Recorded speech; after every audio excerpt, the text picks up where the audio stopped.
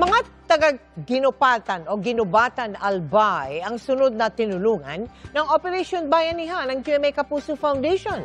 Bukod sa mga magsasaka at iba pang apektadong residente, inalalayan din natin yung mga animal shelter doon.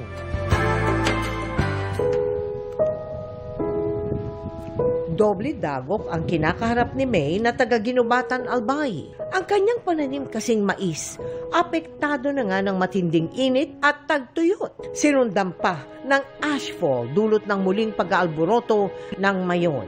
Ang namumulaklak pa lang na kalabasa, hindi rin nakaligtas. Nagtanim ako ng kalabasa ng February para sa nasa pasukan, may haniin kami. Ang mga alaga namang baka ng kanyang asawang si Martin, nang hihina na.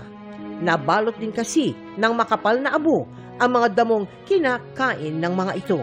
Ayon sa huling datos ng Municipal Agriculture Office ng Ginubatan, umabot na sa 53.8 million pesos ang pinsalang dulot ng pag-aalboroto ng Bulkang Mayon sa kanilang agrikultura. Rice, the corn, the high-value coconut, and other crops na may damage area po na 2,119 hectares na po ngayon.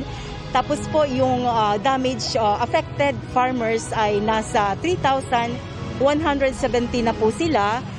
Nagtungo naman tayo sa Ginubatan para maghatid ng relief goods, KN95 mask, tinapay at tubig para sa 4,000 individual, katuwang ang Universal Guardians Brotherhood Bicol. Namahagi rin tayo ng mga detergent at disinfectants sa mga eskwelahan sa lugar.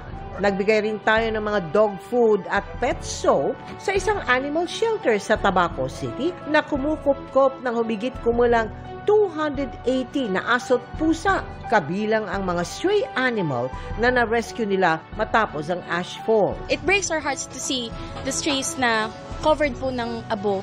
We are very thankful po na may donation po kaming natanggap. Sa mga nais pang tumulong, maaari po kayo magdeposito sa aming mga bank account o magpadala sa Cebuana Luwilier.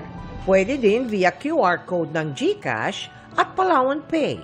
Pwede rin mag-donate online sa Globe Rewards, Metrobank Credit Cards, Lazada at Shopee.